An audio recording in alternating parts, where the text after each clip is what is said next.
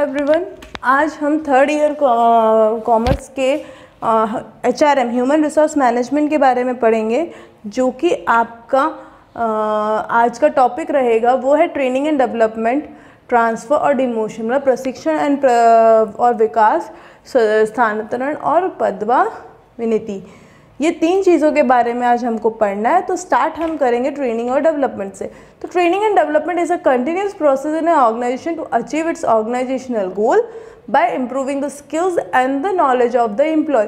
कर्मचारियों के कौशल और ज्ञान के में सुधार करके अपने संगठनात्मक लक्ष्यों को प्राप्त करने के लिए संगठन में प्रशिक्षण और विकास की एक सतत प्रक्रिया है। The training and development function in an organization has gained a lot of importance due to advancement in technology and changes in market force. प्रौद्योगिक में प्रगति और बाजार में ताकत में बदलाव के कारण एक संगठन में प्रशिक्षण और विकास के कार्य को बहुत अधिक महत्व मिला है। हमको थर्ड यूनिट में हमने रिक्रूटमेंट के बारे में पढ़ लिया, राइट। सिलेक्शन पढ़ लिया, रिक्रूटमेंट हो गया, सिलेक्शन हो गया। तो इसके बाद अब क्या आएगा? ट्रेनिंग और उसका डेवलपमेंट, राइट, प्रशिक्षण और विकास। तो अब हमको जो देखना है आज का टॉपिक, वो क्या है? आपका ट्रेनिंग एंड डेवलपमेंट। तो ट्रेनिंग एंड डेवलपमेंट क्या है? ये एक कंटिन्यूस प्रोसेस है, मतलब एक सतत प्रक्रिया है जो आपके चलती ही रहती है, वो रुकती नहीं है। क्यों? क्योंकि जैसे आप देख रहे हैं आज की जो टाइम है, आपका जो आज का एनवायरनमेंट है वो क्या है? डायनामिक, मतलब आपका चेंज होता रहता है टाइम टू टाइम। क्यों? आपने देखा होगा कि पहले आपके पास जो फ़ोन्स थे वो कीपैड थे, कीपैड के बाद खुलने वाले आपके ऊपर से खुलने वाले आए, उसके बाद आपने टच स्क्रीन आया, टच स्क्रीन के बाद आज की डेट में आपके फोल्डिंग आ रहे हैं। तो वही चीज़ के टाइम टू टाइम के चेंजेस होते जा रहे हैं। तो उसके लिए जो कंपनी के एम्प्लॉयज़ हैं, उनको क्या करना पड़ेगा? हमको ट्रेन करना पड़ेगा। हमारे प्रेजेंट एनवायरनमेंट को देखा, अभी के जो पर्यावरण चल रहा है, आपका वातावरण चल रहा है, उस हिसाब से हमको उनको क्या करना पड़ेगा? ट्रेन करना पड़ेगा। उनकी स्किल्स को क्या करना पड़ेगा? डेवलप करना पड़ेगा, जो उनके पास एग्जिस्टिंग नॉलेज है। मान लीजिए कोई इंसान बहुत ही हार्ड वर्किंग है और वो काम कर रहा है, पर क्या इशू क्या हो रहा है? वो अभी के टाइम के साथ मैचअप नहीं हो पाया। तो हम उसको किस तरीके से करेंगे? तो ट्रेनिंग और डेवलपमेंट के थ्रू हम उसको क्या करेंगे? उस एनवायरनमेंट से क्या करेंगे? हम उसको मिलाएंगे, जिसकी वजह से वो और भी अच्छा काम करना शुरू कर देगा। ठीक है।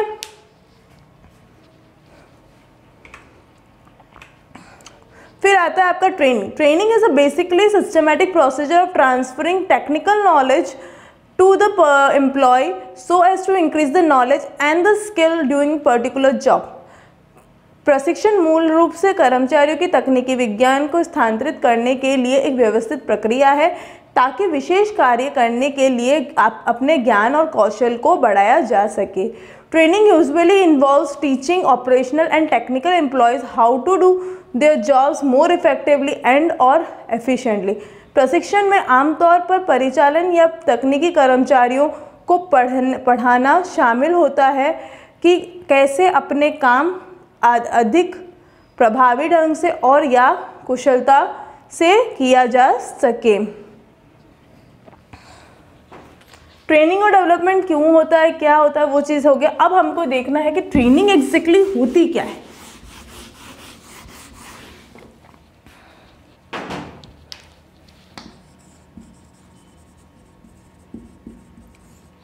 ट्रेनिंग, प्रशिक्षण, ठीक है। ट्रेनिंग होती क्या है? तो ट्रेनिंग कि आप क्या कर रहे हो कि जो आपके पास ए पर्सन है, उसके पास जो नॉलेज है, जो ज्ञान है, उसको क्या कर रहे हो? ट्रांसफर कर रहे हो।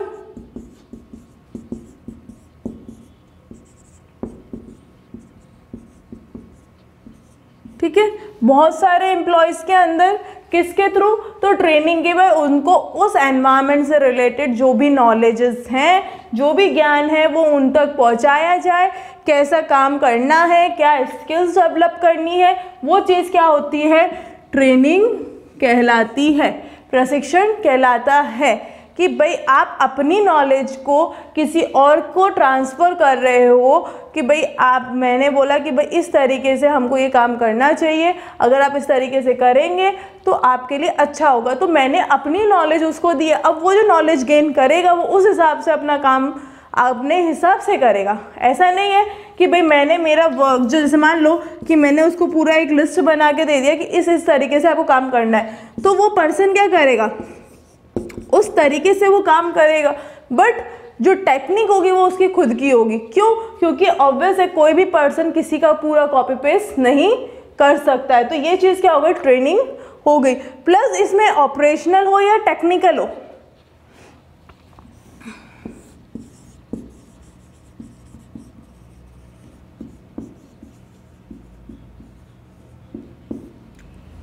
प्रौद्योगिकी को, ऑपरेशनल मतलब आपके जो आपके परितकनीकी हिसाब से हो, टेक्निकल हो, और आपका प्रौद्योगिक संगठन के हिसाब से हो। तो ये चीज़ क्या हो जाएगी आपकी, इन दो तरीके से इंसान को ट्रेनिंग दी जाती है। या तो एक नॉलेज दी जाती है जो पूरा ही टेक्निकल हो, तो टेक्निकल डिपार्टमेंट के लोगों को, या फिर आज की डेट में जैसे हमारा इंडिया जो कि डिजिटलाइज होता जा रहा है, तो जो पुराने लोग हैं जिनकी एज आज की डेट में 45 से प्लस है, 40 से 60, उनको इतना नॉलेज नहीं है, तो उनको क्या कहे, उस लेवल की नॉलेज प्रोवाइड करी जा रही है। सेम जो ऑर्गेनाइजेशनल कहते हैं, ऑपरेशनल होता है आपका, उनको किस तरीके से पढ़ाना है, उनको किस तरीके से करना है, वो सारी चीज़ें क्या होती है, ट्रेनिंग के अंदर आपके आती है। नेक्स्ट हम देख रहे हैं development. Effort makes to improve employees' ability to handle the variety of assignments. विभिन्न प्रकार के असाइनमेंट को संभालने के लिए कर्मचारियों की क्षमता को सुधार के लिए किया गया प्रयास। Development is a process preparing employee for the future position and improve the personal skill to handle critical situation in an organization. विकास भविष्य के स्थिति के लिए कर्मचारियों को तैयार करने और संगठन में महत्वपूर्ण परिस्थितियों को संभालने के लिए एक व्यक्तिगत कौशल के में सुधार करने की एक प्रक्रिया है। Development is generally aimed to at helping manager better understand and solve problems, make decision and capitalise on opportunity. विकास आमतौर पर प्रबंधकों को बेहतर ढंग से समझने और समस्याओं को हल करने, निर्णय लेने और अवसरों को बुनने के लिए मदद करने के उद्देश्य से होता है। ये चीज़ आपको समझ में आई कि भाई डेवलपमेंट क्या होता है, विकास क्या होता है। ट्रेनिंग पता चला ट्रेनिंग क्या होता है। अब जो हमको नेक्स्ट देखना है वो है डेवलपमेंट।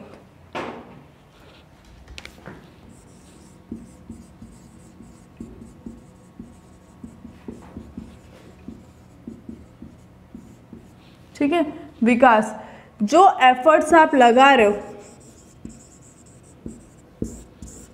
जो एफर्ट्स आप लगा रहे हो किसी दूसरे की कैपेसिटी को बढ़ाने के लिए,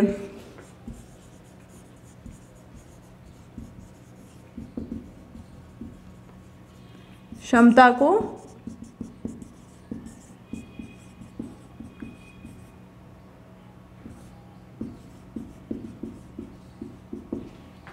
ठीक है, जो आप एफर्ट्स लगा रहे हो किसके लिए, कैपेसिटी को बढ़ाने के लिए, किस हिसाब से उसके असाइनमेंट्स को कंप्लीट करने के लिए, उसके जो वर्कलोड है उसको कंप्लीट करने के लिए, उसमें सुधार लाने के लिए,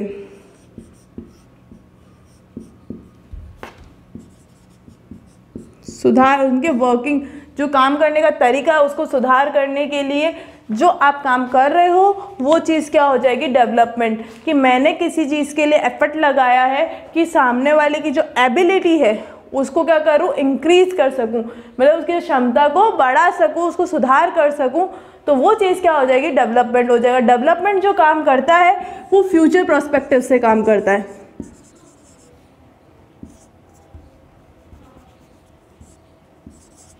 फ्यूचर कैसे काम करता है, तो आप ये चीज़ देख रहे हैं कि भाई आज हम क्या कर रहे हैं, ट्रेनिंग करवा रहे हैं, ट्रेनिंग हो रही है, तो डायरेक्टली इनडायरेक्टली उसकी क्या स्किल्स बढ़ रही है, नॉलेज बढ़ रही है।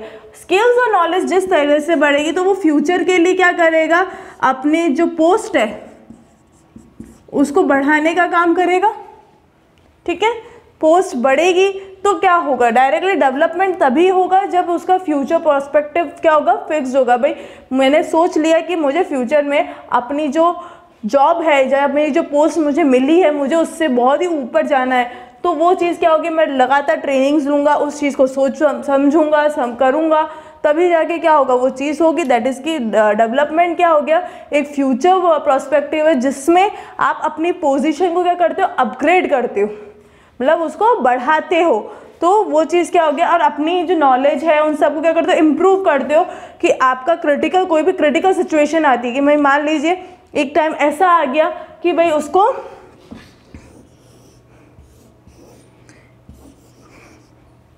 एक टाइम ऐसा आ गया कि ऑफिस में या फिर आपके कंपनी के अंदर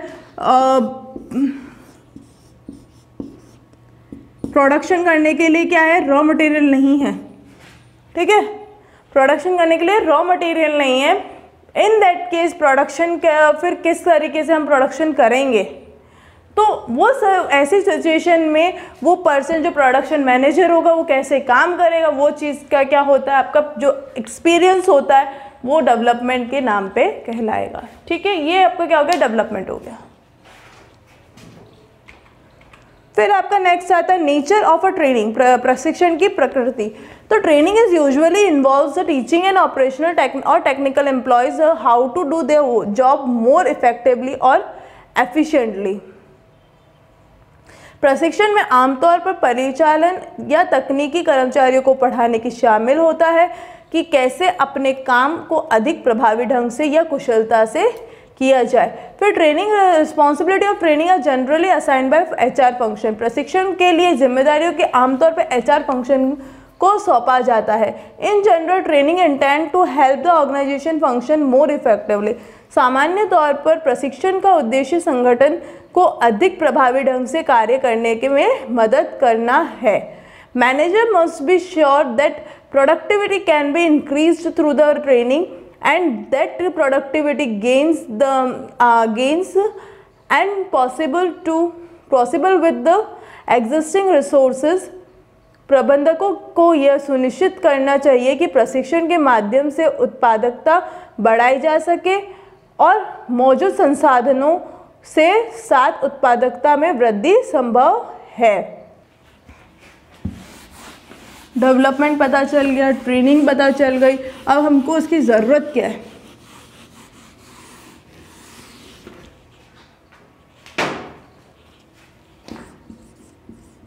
नीड, हमको नीड क्यों है, तो लोगों की जो टेक्निकल है एंड ऑपरेशनल एम्प्लॉयज़ जो हैं उनकी स्किल्स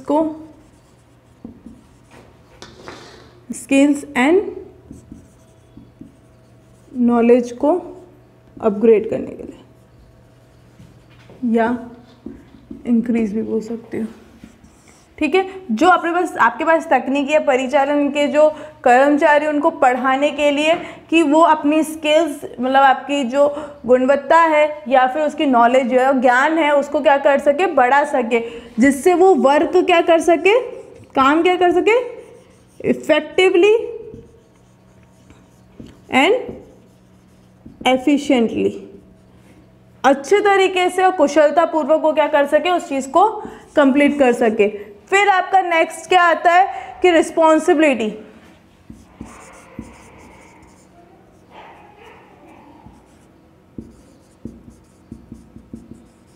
रिस्पॉन्सिबिलिटी एचआर फंक्शन को दी जाती है। ठीक है, जो एचआर मैनेजर्स होते हैं उनको क्या क्या रिस्पॉन्सिबिलिटी कि आप जो पर्सन्स हैं उनके ट्रेनिंग करवाओ। ठीक है, ये आपकी नीड हो गई। तीसरी नीड क्या हो गई, जनरली क्या देखा जाता है कि आपके जो ट्रेनिंग होता है, ऑर्गेनाइजेशन फंक्शन होती है उसकी इफेक्टिवली होनी चाहिए, मतलब आपका इफेक्टिवली ट्रेनिंग होनी चाहिए, मतलब कुशलतापूर्वक। ठीक है, कि आप जो उद्देश्य है, हमारा जो ऑब्जेक्टिव है, उसको क्या करो, अच्छे से आप उसको अचीव कर सको, उस हिसाब से आपको क्या होनी चाहिए, ट्रेनिंग होनी चाहिए। अब प्रोडक्टिविटी इंक्रीज हो,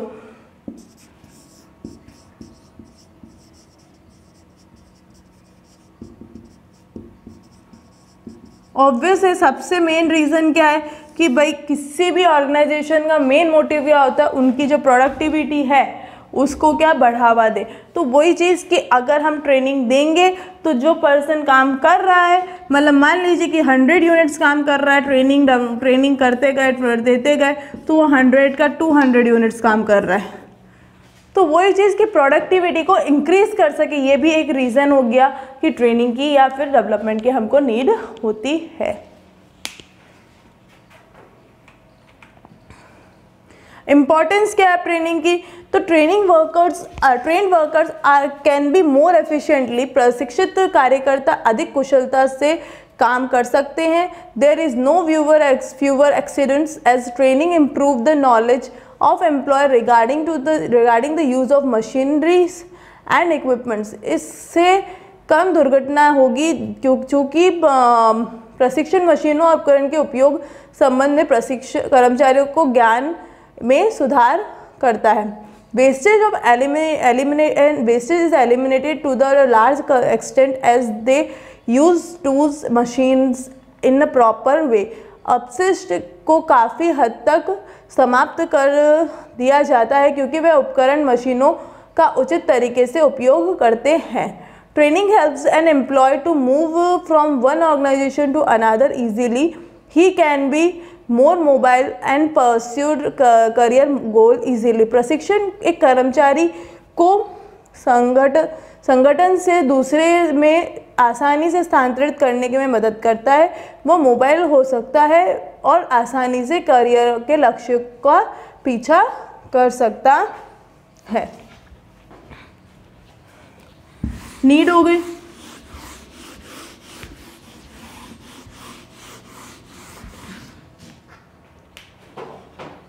नीड के बाद हमारा क्या आता है नेक्स्ट,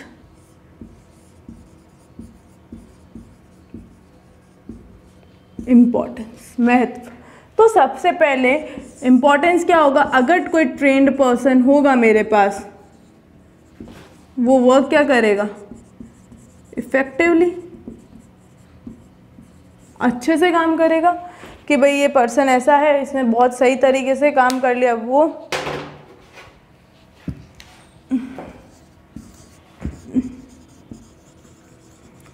नॉलेज होगी टेक्निकल सारी, तो एक्सीडेंट क्या होंगे, कम, कि भाई मुझे इस मशीनरी के बारे में नॉलेज नहीं थी, तो जब वो आया पर्सन, कोई ए पर्सन है, वो कंपनी के अंदर आया, उसको पहले ही ट्रेनिंग देकर उस मशीनरी के बारे में पूरी नॉलेज दे दी, कैसे चलाना है, क्या करना है। तो जब मैंने उसको ऑलरेडी दे दिए तो यहाँ पे एक्सीडेंट होने के चांसेस है, नहीं है। फिर नॉलेज होगा उसके पास, तो वो क्या होगा, जो भी एलिमिनेट हुआ, जो भी वेस्टेज है उसको क्या कर देगा, ख़त्म कर देगा।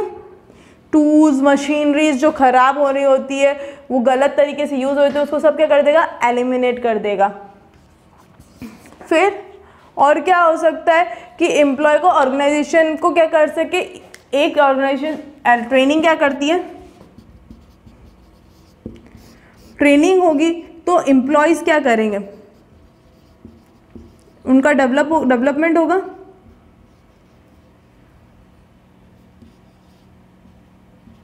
डेवलपमेंट होगा, जैसे ही डेवलपमेंट होगा तो डेवलपमेंट होने पर क्या देखा जाएगा कि भाई उस कंपनी में मान लीजिए कि जैसे उसका प्रमोशन हुआ, जो 20,000 सैलरी वो कमा रहा था उसकी 30,000 हो गई, तो वो क्या करेगा, और भी मेहनत करेगा। बट डेवलपमेंट वो कर रहा है, वर्क एफिशिएंसी दे रहा है, 20,000 की सिर्फ 20,000 ही रहती है, तो वो ऑब्वियसली क्या करेगा, दूसरी कंपनी ढूंढना शुरू करेगा, जिसकी वजह से क्या होगा, उसका वो काम क्या होगा, एक्सपीरियंस बताएगा कि भाई हाँ इतने एक्सपीरियंस में दूसरी जगह भी मुझे काम मिल सकता है। तो वो क्या होता है, मोबाइल होते हैं, मतलब एक जगह से दूसरी जगह आराम से जा सकते हैं। अब आपका नेक्स्ट आता है types of training. Types of training में दो तरह की होती है, ओरिएंटेशन और induction training, to put the new recruit at the ease and make him introduce with the key personnel and inform about the company policy, procedure and benefits. नई भर्तियों को आसान बनाने के लिए और उन्हें प्रमुख कर्मचारियों के साथ पेश करने के लिए कंपनी नीतियाँ, प्रक्रियाओं और लाभों के बारे में जानकारी देती है। फिर जॉब इंस्ट्रक्शन ट्रेनिंग, नौकरी निर्देशन प्रशिक्षण। इसमें 4 स्टेप्स होते हैं, 4 चरण होते हैं। पहले orient the trainees to the job situation by providing them overview to the job, ठीक है। डेमोन्स्ट्रेट द एंटायर जॉब, पूरी जानकारी नौकरी का प्रदर्शन करना। Ask trainee to do the job, प्रशिक्षु को काम करने के लिए कहें। Evaluate employees periodically and offer supplementary training if necessary, समय समय पर कर्मचारियों के प्रदर्शन का मूल्यांकन करें और यदि आवश्यक हो तो पूरक प्रशिक्षण प्रदान करें।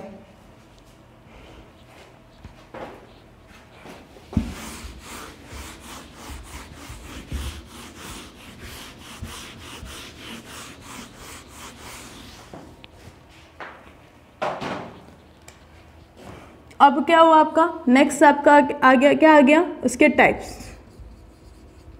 ठीक है। एक क्या हो गया, इंडक्शन।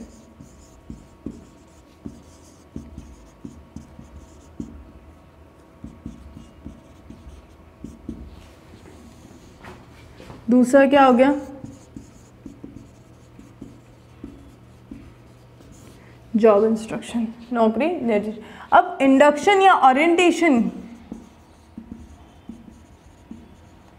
इंडक्शन या ओरिएंटेशन की अगर हम बात करते हैं तो इसमें क्या होता है, जो एम्प्लॉयज़ होते हैं, जो ट्रेनीज होते हैं, आपके काम करने वाले होते हैं, उनको क्या, जब वो ऑफिस में आते हैं तो वो क्या करते हैं, अपने जो कंपनीज के मैनेजर्स हैं, उसके जो साथ सबऑर्डिनेट्स हैं, कोवर्कर्स हैं, उनसे क्या करते हैं, इंट्रो करवाते हैं और उनको कंपनीज की पॉलिसीज़, फिर आपके कंपनीज की प्रोसीजर क्या है, वो सारे के बारे में क्या देते हैं, पूरे डिटेल नॉलेज उनको इस टाइम पे मिल जाती है, जिससे उनको आगे जाके काम करने में क्या होती है, ईजिली होती है। सेम जॉब इंस्ट्रक्शन की अगर हम बात करते हैं तो सबसे पहले इसमें क्या किया जाता है, 4 चीज़ें होती है। इसमें पहली चीज़ क्या होगी कि उसको ओरिएंट करेंगे, ओरिएंटेशन, जो चीज़ मैंने आपको यहाँ बताई कि उसको पहले कंपनी के बारे में पूरी बात बताएंगे। फिर सेकंड, डेमोन्स्ट्रेट करेंगे, उसको क्या करेंगे, प्रशिक्षण देंगे कि भाई इस चीज़ को ऐसे यूज़ करनी, इस चीज़ को ऐसे करनी, तुमको ऐसे काम करना है, तुमको वैसे काम करना है। थर्ड क्या होगा, उसको वर्क असाइन करेंगे, मतलब टास्क असाइन करेंगे कि भाई अब तुम्हारा काम लेके बैठ जाओ। फिर लास्ट क्या होगा, उसमें वर्क असाइन हो गया तो अब उसको क्या करेंगे, टाइम टू टाइम क्या करेंगे,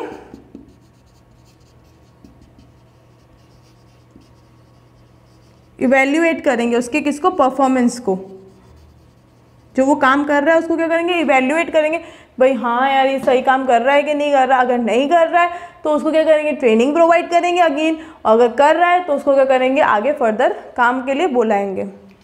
ट्रेनिंग प्रोसेस, प्रक्रिया, तो ट्रेनिंग प्रोसेस में क्या होगा, सबसे पहले आपका ट्रेनिंग नीड्स एनालिसिस किया जाएगा ट्रेनिंग का। डेवलप ट्रेनिंग ऑब्जेक्टिव, की ट्रेनिंग का क्या ऑब्जेक्टिव है। Design and select training method, कौन सा ट्रेनिंग मेथड आपको यूज़ करना है।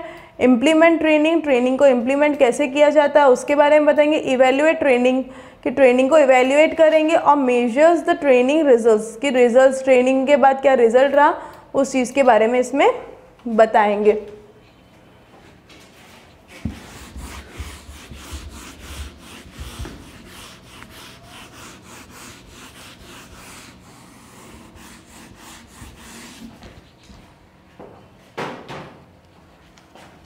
फिर आपका क्या हो गया नेक्स्ट, इसका प्रोसेस में सबसे पहले क्या करेंगे, जो ट्रेनिंग है ट्रेनिंग को क्या करेंगे भाई, किसको ज़रूरत है किसको नहीं है उसको देखेंगे, फिर उसके ऑब्जेक्टिव को सेट करेंगे कि भाई किस तरीके से मुझे ट्रेनिंग करवानी है। बोल।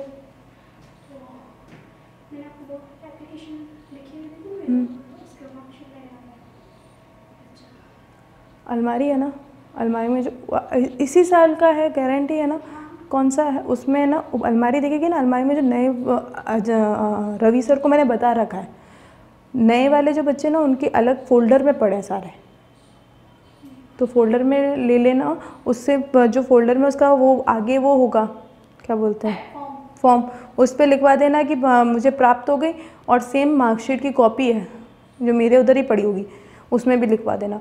रवि सर को पूरा, हाँ लिखवाई हुई, रवि सर को पूरा पता है, मैं उनको बता चुकी हूँ, तो उनको एक बार बोल देना, वो तेरे को बता देंगे या वो खुद ही कर देंगे। फिर ट्रेनिंग की प्रोसेस की अगर हम बात करते हैं तो सबसे पहले ट्रेनिंग का एनालाइज होगा कि भाई ट्रेनिंग ज़रूरत क्यों पड़ती है, किस लिए पड़ती है, वो चीज़ हमें इसमें देखनी होगी। सेकंड, उसका ऑब्जेक्टिव सेट होगा। जब मुझे पता चल गया ट्रेनिंग कहाँ ज़रूरत, मुझे पहले ही पता चल गया कि ट्रेनिंग कहाँ ज़रूरत है कहाँ नहीं ज़रूरत है, तो फिर उसका मैं क्या करूँगी, ऑब्जेक्टिव को सेट करूँगी।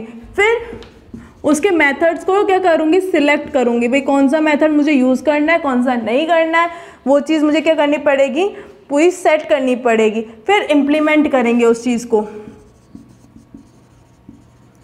मेथड को लगाएंगे कि भाई यहाँ पे तू ये काम कर ले, तुझे ऐसा करना है। फिर जैसे ही इम्प्लीमेंट करा, इवैल्यूएट करेंगे कि वो उसके काम का है कि नहीं है। इवैल्यूएट करने के बाद ऑब्वियस है, इवैल्यूएट करके बाद हमको रिजल्ट्स निकालने पड़ेंगे कि काम कर रहा कि नहीं, ट्रेनिंग जो करवाई वो काम की है कि नहीं, वो चीज़ हमको इसमें पता चल जाएगी। अब आपका नेक्स्ट आता है transfer. A lateral movement of an employee in a hierarchy of the position with the same pay and status. एक ही वेतन और स्थिति के साथ स्थिति के पदानुक्रम में एक कर्मचारी को पार्श्व आंदोलन। Moving the employee from one job to another, it may involve promotion, demotion or no change in the job status. कर्मचारी को एक नौकरी से दूसरे में ले जाना, इसमें नौकरी की स्थिति में प्रमोशन, पदोन्नति या कोई बदलाव शामिल नहीं हो सकता। A lateral shift causing movement of an individual from one position to the another, usually without involving the marked change of duties, responsibilities, skills needed or the compensation associates. एक लेटरल शिफ्ट के कारण व्यक्तियों को एक स्थान से दूसरे स्थान पर आमतौर पर कर्तव्यों, जिम्मेदारियों, कौशल और या मुआवजे में कोई भी स्पष्ट बदलाव शामिल नहीं होता है। मे बी कंपनी और इंडिविजुअल इनिशिएटेड, कंपनी या व्यक्ति हो सकता है शुरू के लिए।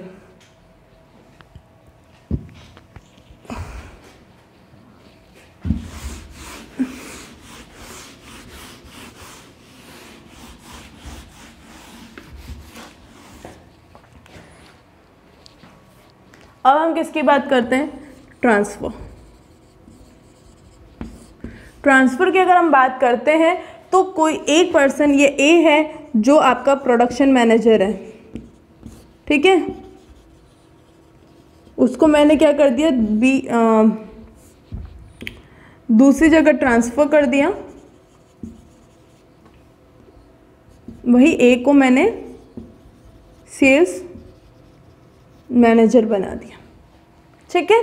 तो ये चीज़ क्या हो गई कि भाई एक पर्सन को उसकी जॉब से क्या कर रहे हो आप, लेटरल मतलब एक हॉरिजॉन्टली में आप क्या कर रहे हो, उसको शिफ्ट कर रहे हो। इसमें तीन कंडीशन से, या तो उसकी पोजीशन चेंज नहीं होगी, या अगर होगी तो भाई प्रोडक्शन डिपार्टमेंट के वर्कर से उसको या तो सेल्स मैनेजर बना दिया जाएगा, या फिर उसका डिमोशन होकर भाई वर्कर से अदर वर्कर्स के उसमें शिफ्ट हो जाएगा, या फिर उसका सेम प्रोडक्शन वर्कर से सेल्स वर्कर की तरफ उसका ट्रांसफ़र हो जाएगा। तो वही चीज़ कि भाई इसमें प्रमोशन भी हो सकता है, डिमोशन भी हो सकता है, प्लस सेम ट्रांसफ़र किस जिसमें आपकी पोस्ट चेंज नहीं होगी वो चीज़ भी हो सकती है। तो आपको समझ में आएगा ट्रांसफ़र क्या है। तो transfer is a process where a person can shift their job posting, whether it is by promotion or by demotion or by no change in job status।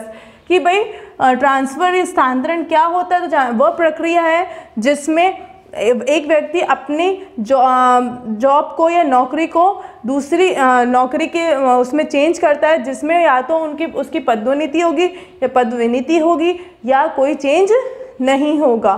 ठीक है, ये आपका ट्रांसफ़र हो गया। अब रीजंस क्या होते हैं ट्रांसफ़र के, क्या कारण है, तो मीट ऑर्गेनाइजेशनल रिक्वायरमेंट्स, कि भाई मिलने की आवश्यकता को पूरा करने के लिए। सेटिस्फाई एम्प्लॉय नीड्स, संतुष्ट कर्मचारियों की ज़रूरत। इंक्रीज एम्प्लॉयज़ प्रोडक्टिविटी, कर्मचारी की उत्पादकता बढ़ावे के लिए।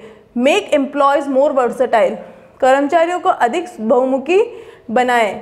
Adjust the workforce from one plant to another, lay off and retrenchments, कार्यबल या को एक संयंत्र या दूसरे संयंत्र को समायोजित करना, छटनी या छटनी करें।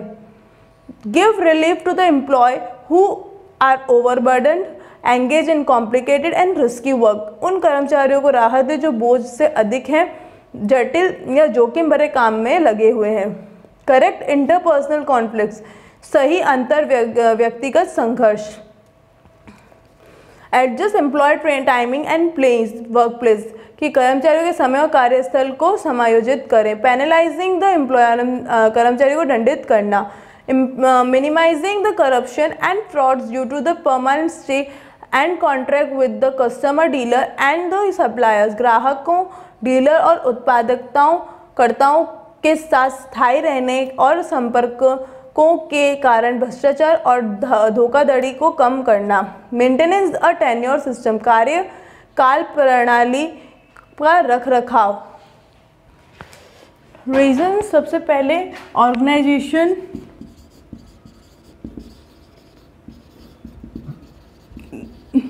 गोल्स को अचीव करना, कि भाई जो ऑर्गेनाइजेशन के गोल्स हैं, जो रिक्वायरमेंट्स हैं, गोल्स या फिर आप उसको भी कह सकते हो रिक्वायरमेंट्स, जो इसके रिक्वायरमेंट्स है उसको क्या करना, फुलफिल करना, उससे मीट करना, कि भाई मेरा जो संगठन है उसमें, जो ऑफिस है, जो कंपनी है, उसमें क्या क्या चीज़ों की ज़रूरत है। मतलब मान लीजिए प्रोडक्शन में इतनी ज़रूरत नहीं है, सॉरी मार्केटिंग में ज़रूरत नहीं है, पर प्रोडक्शन में ज़रूरत है, तो मार्केटिंग मैनेजर को मैंने कहाँ शिफ्ट कर दिया, प्रोडक्शन में। तो क्यों, क्योंकि मेरे पास इधर इसकी ज़रूरत है और मेरे को भी बाहर से कोई एम्प्लॉय नहीं मिल रहा है।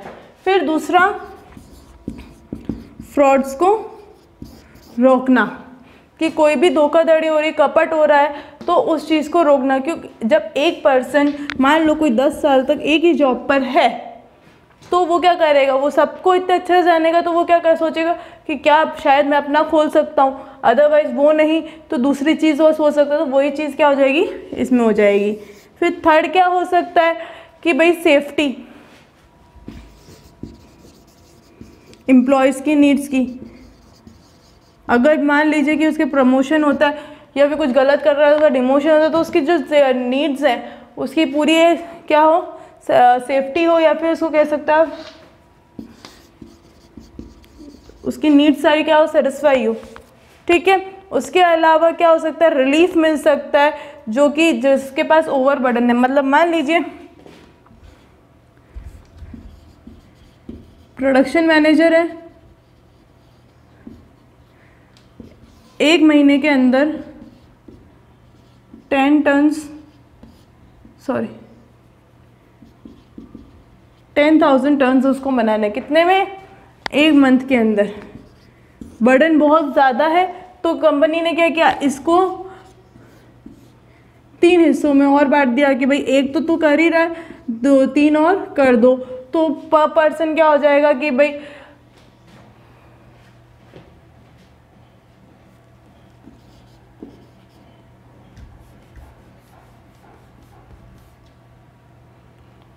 टू फिफ्टी टन्स हर किसी पर्सन के पास पहुंच जाएगा, तो उसका वर्कलोड कम हो जाएगा।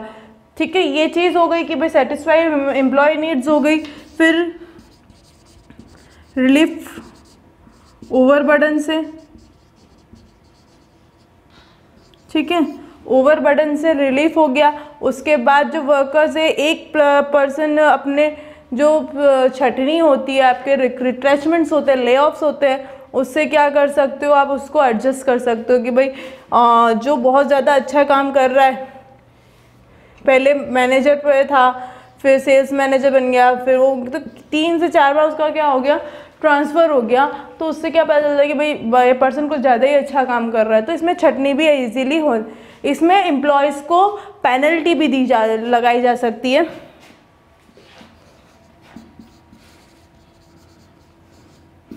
जैसे मैंने कहा डिमोशन भी हो सकता है, प्रमोशन भी हो सकता है। तो कोई एम्प्लॉय है जो गलत काम कर रहा है तो उसे पेनल्टी भी इसमें देकर लगाई जा सकती है। कुछ रीजंस और हैं जिसकी वजह से क्या होता है, आपका ट्रांसफ़र पर्सन करा जाता है।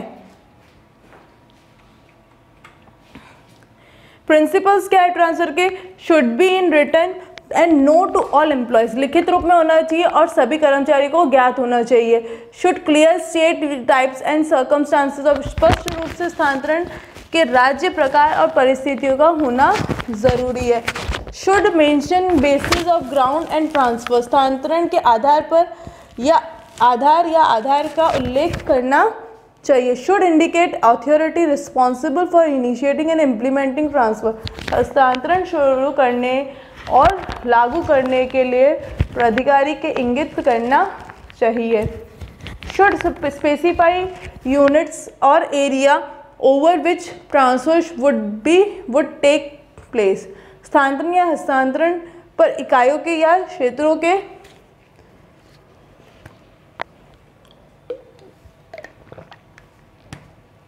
निर्दिष्टता करना चाहिए, जगह लेनी चाहिए। Should specify rate of pay to be given to transfer के लिए दिए गए जाने वाले भुगतान के दर निर्दिष्ट करना चाहिए। Transfer should not made frequently, स्थानांतरण बहुत बार नहीं किया जाना चाहिए। शुड स्टेट वेदर ट्रेनिंग और retraining is required on the new job, यह बताना चाहिए कि नई नौकरी के लिए प्रशिक्षण या रिट्रेनिंग की आवश्यकता है कि नहीं।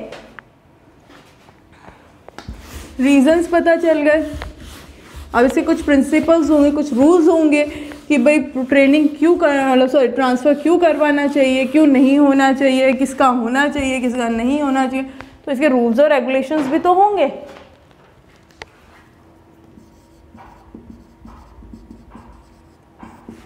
प्रिंसिपल्स में सबसे पहले आपका क्या होगा, उसको क्लियरली रिटर्न में होना चाहिए और सबकी नॉलेज में होना चाहिए, ठीक है। फिर दूसरा स्टेट होना,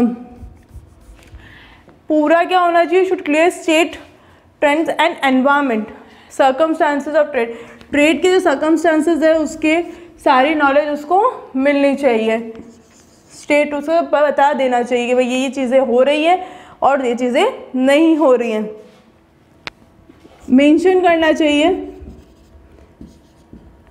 basis of ground of transfer का रीज़न उसमें मेंशन होना चाहिए कि भाई मैं यहाँ से क्यों ट्रांसफ़र कर रही हूँ। फिर ट्रांसफ़र का रीज़न होने के बाद बार बार मतलब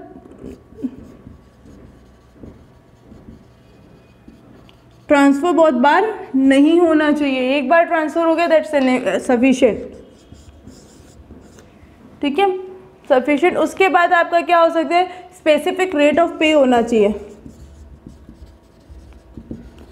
जो हुआ है पेमेंट का उसी इसमें होना चाहिए, उससे ज़्यादा एक्स्ट्रास में नहीं होना चाहिए। फिर नई जॉब पे रखा है तो ट्रेनिंग या रिट्रेनिंग होनी चाहिए कि नहीं होनी चाहिए, वो सब उसमें क्या होना चाहिए, मेंशन होना चाहिए। तो ये कुछ प्रिंसिपल्स हैं जो एक ट्रेनिंग के उसमें एक ट्रांसफ़र के उसमें पता होने चाहिए। नेक्स्ट आपका आता है डिमोशन, पदोन्नति। अब it is one type of internal mobility, ये एक प्रकार का आंतरिक गतिशील है। इट अपोजिट ऑफ प्रमोशन, ये पदोन्नति के विपरीत है। It reassignment of a lower level job to an employee with the delegation of responsibilities and authority required to perform that the lower level job or and normally with the lower level pay। यह एक निचले स्तर की नौकरी का पूर्ण मूल्यांकन है जिसमें निचले स्तर की नौकरी या सामान्य रूप से निचले स्तर के वेतन के साथ काम करने के लिए जिम्मेदारी अधिकारियों के प्रतिनिधि मंडल का आवश्यकता होती है।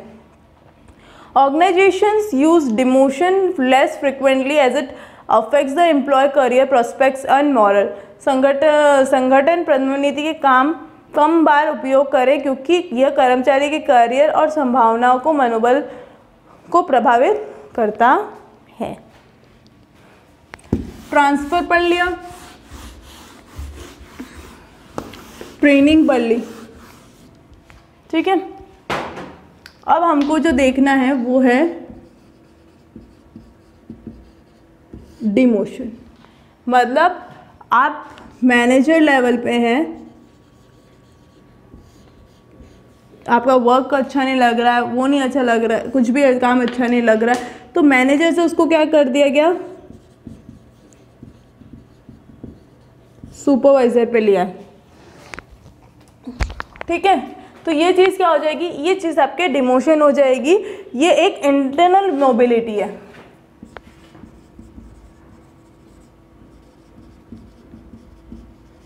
मतलब आंतरिक गतिशीलता है जिसमें पर्सन अपवर्ड से डाउनवर्ड शिफ्ट होता है, मतलब ऊपर से नीचे हो जाता है। ये just opposite of promotion as usual.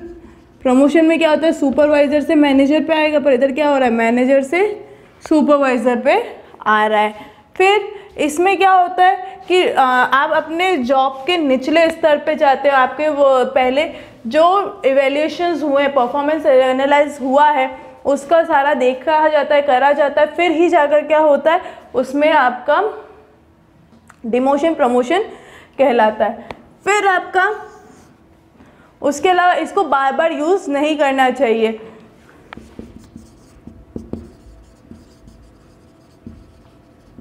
क्यों नहीं करना चाहिए? इससे क्या होता है, जो एम्प्लॉय होता है उसका करियर खराब हो जाता है और वो क्या हो जाता है, डीमोटिवेट हो जाएगा, ठीक है।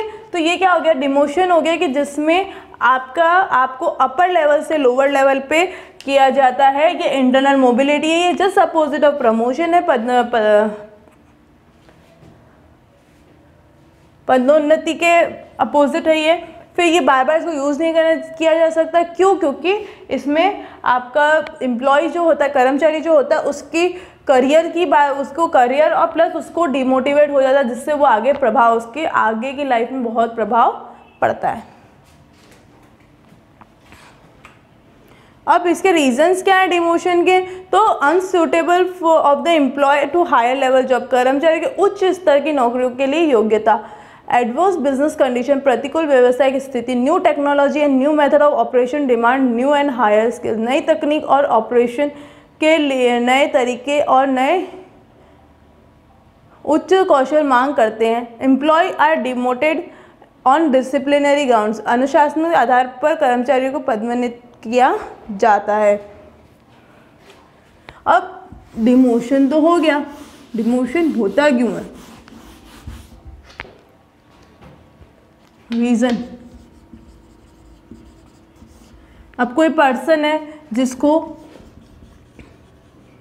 अकाउंट डिपार्टमेंट का हेड बना दिया है, ठीक है, हेड बना दिया, पर मैंने क्या देखा, एक महीने देखा उसके बहुत गलतियां आ रही है, बहुत ही प्रॉब्लम्स अराइज हो रही हैं, जिसकी वजह से मैंने क्या किया, उसको डिपार्टमेंट हेड से एक एग्जीक्यूटिव या एक उसका वर्कर बना दिया कि भाई तुमको सिर्फ इसके अंडर में काम करना है, तुमको इस हिसाब से। तो यही कि आपके डिपार्टमेंट में हायर लेवल के स्टेटस पे वो सूटेबल नहीं है, तो भी मैं क्या कर सकती हूँ, डिमोशन उसका कर सकती हूँ।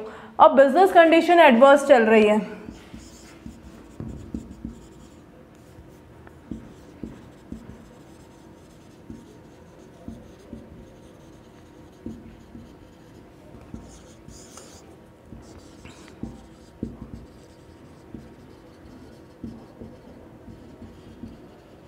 एडवर्स चल रही कि भाई जो चल रही थी बहुत ही ख़राब हो गई, उससे वजह से उसको क्या कर दिया, पे स्केल कम कर दिया, या फिर उसका काम उसको हटा दिया, या फिर उसको उस लेवल से कम लेवल पे लिया।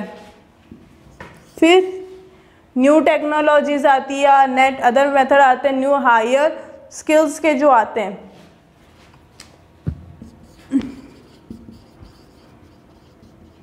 न्यू टेक्नोलॉजीज और आती हैं जिसकी वजह से क्या होता है, वो पर्सन पे काम नहीं कर पाता और कुछ दूसरे होते हैं भाई वो काम करते, तो उसका क्या कर देता है, प्रमोशन कर देता है, इसका डिमोशन हो जाता है।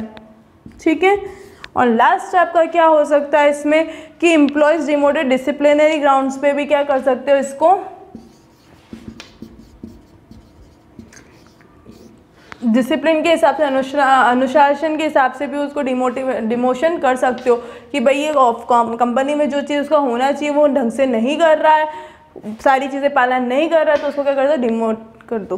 ठीक है। Thank you. ये रेफरेंसेस हैं आपके, और कुछ भी क्वेश्चन अराइज होता है, कुछ भी होता है तो इस पर पूछ सकते हो। Thank you.